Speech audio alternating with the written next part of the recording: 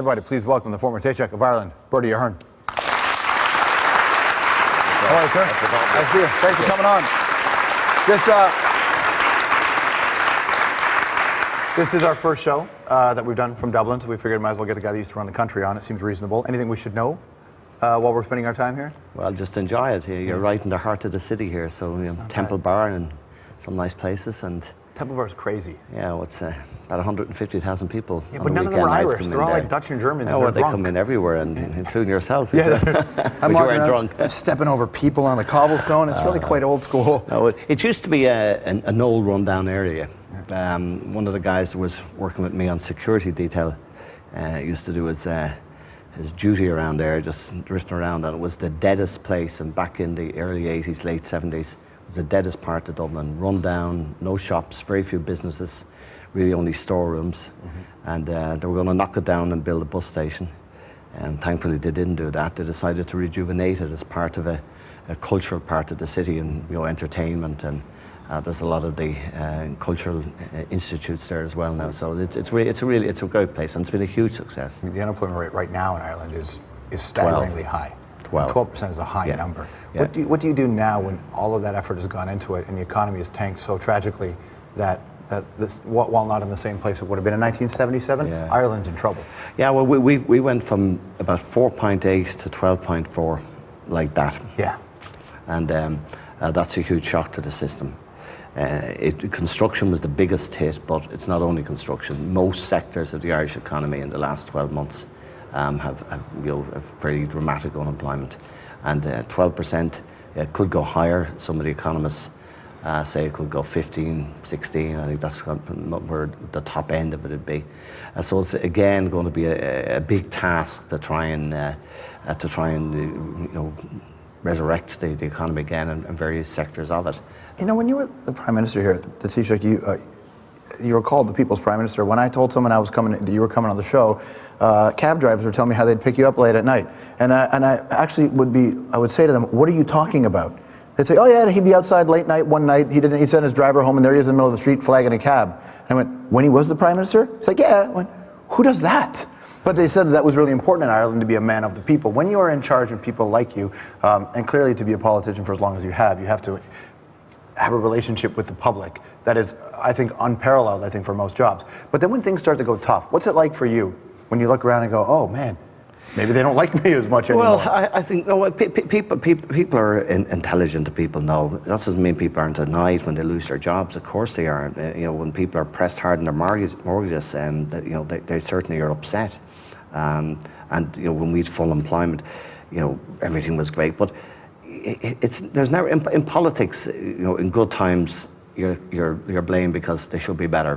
Bad times, why did you let them get bad? So you have to take that. But by and large, I find people are good. Of course, you get earfuls, and people come up and blame you for the fact that Bear Stearns nearly collapsed and Lehman's nearly collapsed, and that the world economy went down. I said, thank you very much. I'm glad you consider I'm so powerful.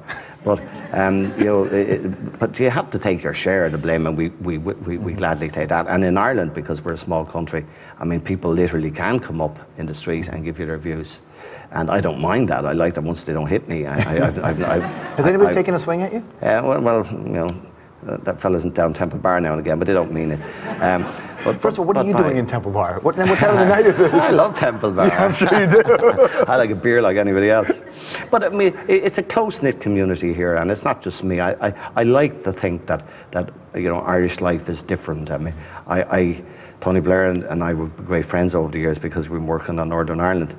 And Tony Blair, I remember we were in Newcastle once after a Man United Newcastle game. And he said, I believe in Dublin you can go to a bar after a game. And I said, of course I can. I can do it in Newcastle too, and so can you. And he said, no, you couldn't do that. Security. And I said, you could. We drove down the road and we stopped at a place, and I said, does that look half respectable? And he said, I don't know. So he supported Newcastle, not me. And we went in, and nobody cause any problem. Did a few they people said, well, didn't recognize me, but they said hello to Tony. And I got a few free beers because they were his friends. But there's no big deal. I think it's in the head of politicians that you can't do things I mean, if you get out of your car and stop being high and mighty, you know, and in Ireland, if you try to be high and mighty, they'll quickly tell you what they think, and that's a good thing. Well, then what I mean, so that's if you relate that to politics, but when the scandals came on, you had the issue, and you ended up stepping aside from your position. Yeah. How did that get to you? Oh, well, it annoyed me because I thought I was very unfairly treated. From my point of view, two huge developers were having a row, and over a site that had nothing to do with me. And you know, I got into the middle of it, and then I was hauled over, and every little thing they could find of me, they threw at me. But the central issue, the accusation was against me, that there were two developers, one called O'Callaghan, one called Gilmartin, who were fighting each other over several hundred millions. Best of luck to them. But I got embroiled in it because one guy said that the other fellow gave me money, and I got money for none of them. And you know, whenever the guys finalised their report, but you paid money back. Was that for other stuff? Yeah, well, and there was nothing in any of the accusations that were made against me. It was only over these two developers. There were a whole lot of other things that they dug up on me, but it was nothing to do with these two guys, which was the central argument. But then when the other stuff comes up, you still have to deal with it. Well, no, because that wasn't, I mean, there was no accusation against me on that. I mean, the other stuff was just thrown up to, you know, embarrass me and to, you know, keep the thing going for a while, and it did that. So, I mean, I'm sure that's got to get to you in a sense, though, when you, well, you step away from the position you worked very hard to get. Yeah, well, listen, I've been there a long time. I mean, you know, I've over 20 years as a minister. I was a minister from 1987, almost uninterrupted till May 2008. I've been in Parliament since 77, so, you know, there's always something. You don't get too excited. But I would have liked to have been around for the period, because it was a difficult period. It was a good challenge, and I think I would have had things to offer it. But well, I want to come back and talk to you about what you'll do next. But you mentioned Tony Blair, Northern Ireland. Tomorrow on the show, we're running a piece about the troubles up there and what it's like now, and just getting a tour from a taxi cab driver about the region. You came into power just, I think, the year before, essentially, the Good Friday Agreement. Like this was a big part of your mandate, wasn't it? It was. We started negotiating the Good Friday Agreement in September '97, and we brought it to conclusion in '98, Friday '98. So it was kind of 7-8 months of negotiations to bring it to an end. And that was in some ways, that was the easy bit. Negotiating it was easy. Implementing it took nearly 9 years after that. Were you confident that because people had been, you know, they thought they were going to get peace at some level? Yeah, well, it was up and down. I mean, things dramatically changed after '97. I mean, after '97, it was never as bad again, but there were individual incidents. I mean, the worst incidents in all of the trouble took place in the 15th of August of '98, just a few months after it in Omagh, where the biggest single atrocity.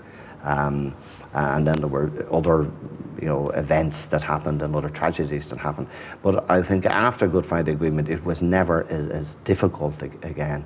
But even to this day, I mean, there are a small group of people in Northern Ireland who are hell-bent in engaging in violence. But I think 98%, you could say, of the people now got a peaceful means. Northern Ireland is doing well. Its economy is doing well. Unemployment in Northern Ireland today is half of what it is in the south. So I imagine when you look back at the Good Friday Agreement, it's just such a different thing for you, because you had the signing of the agreement and the funeral of your mother at the same time. Yeah. My mother was buried on a Wednesday during the negotiations, so I was back and forward, up and down. And what was that like for you, just emotionally? You had a job to carry, but still. Well, you had a job to carry, and I think in some ways it probably gives you your strength as well. I mean, you know, she'd gone hopefully up to heaven. I think she did, and she was probably up there looking down on me, and, you know, probably giving you strength to keep going and try to get on with things. And it was a tough week, but, you know, you don't call these things, you know, you just have to deal with them when they happen. No, certainly. So then you stepped out of office and you could have had a whole bunch. By the way, are you going to run for the presidency? Are you going to do that? That's an interesting question. Yeah, it's a somebody say that to you. But that's not an answer, though. Interesting question's not an answer. Let me rephrase this. All right, no. Are you going to run for the presidency? Is that a possibility? Well, no, my answer to it, because people keep asking me, my answer to it is our president is in office until November 2011, and we've never had a campaign in this country that was longer than 6 months. So sometime by March or April 2011, I had to make up my mind. Are you open to that job? I'll tell you that in April 2011. If you don't have that job, will you be going for the leadership of the EU after what's going on, with Lisbon and all that? The role of the president will change for the EU. Yeah, would you go for that? I mean, that was a job I was interested in before. I don't think I'm in a strong position because that time I'd been president of Europe in 2004, and the idea was that the agreement was to be ratified, and then it might have come up in 2006. So I think there'll be far bigger players than me the next time around. I think Tony Blair might be one. I think Jean-Claude Juncker, who's the Prime Minister of Luxembourg, who's been, kind of in the European Council now. No one's even non-stop. heard of Luxembourg. Yeah, but they keep on getting the top jobs in Europe. Europe. They do, it's right? Amazing. They're small, and small is beautiful, but they're smaller than us. And Bill Clinton might even be up for that job. No, Bill is making too much money. He's doing just fine. And I guess you took a day job writing sports. We'll come back and we'll learn a little bit about sports with Bertie Ahern when we return on the hour. Unlike American football, where they were all padded up and you couldn't hurt them if you tried, Irish football has nothing on. If a fella takes a straight hit, real men, not dummies. And so it's a real game.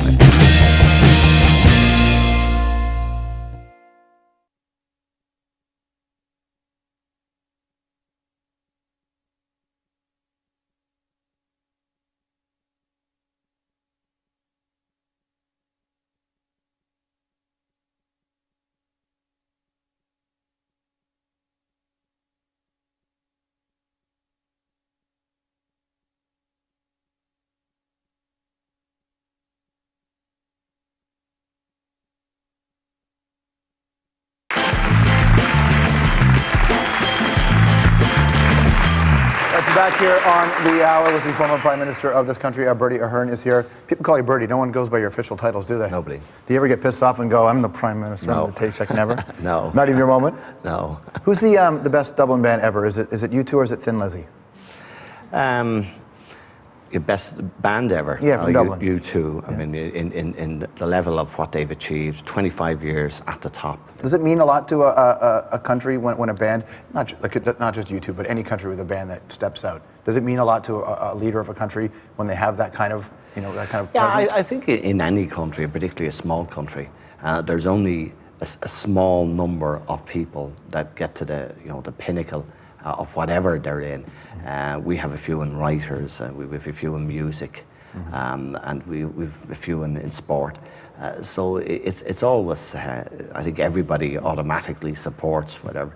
And the fact that you two have done 5 world tours now, one more successful than the other, huge sales, known throughout the world. And of course, Bono, apart from his music, has taken a huge lead role in fighting for third world aid. And you guys worked together on that? Yeah, we worked on the overseas development aid, and Ireland was very proud of our contribution. I know you know him and you know you too, but just as a leader, when rock stars walk into a room, when Geldof walks into a room, when at Davos, when Sharon Stone gets up and starts banging on the podium, does it actually resonate? Because you get the impression that most politicians, it's great photo opportunity, looks amazing for their kid's Facebook wall, but that's kind of where it ends. I don't like any superstars just taking up a cause and then lecturing the rest of us, particularly when they don't seem to do too much themselves around it. I mean, they get up on the platform and make their homily.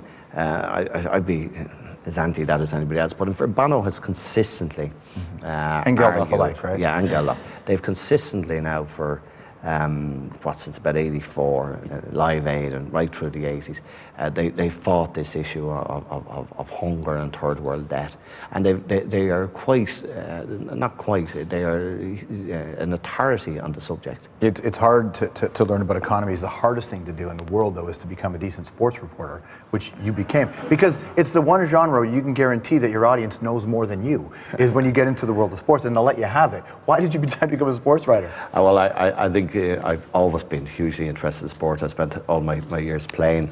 I played up until I was about 35. What did you play? I played football and soccer, Irish football, Gaelic football.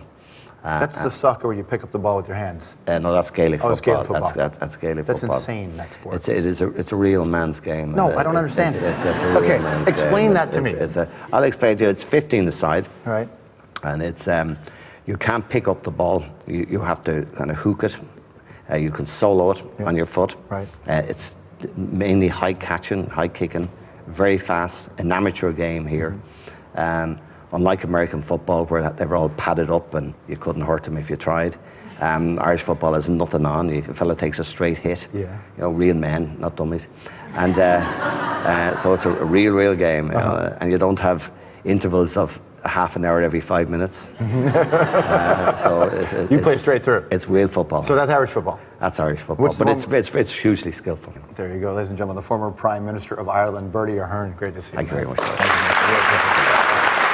you. All right, we'll be right back.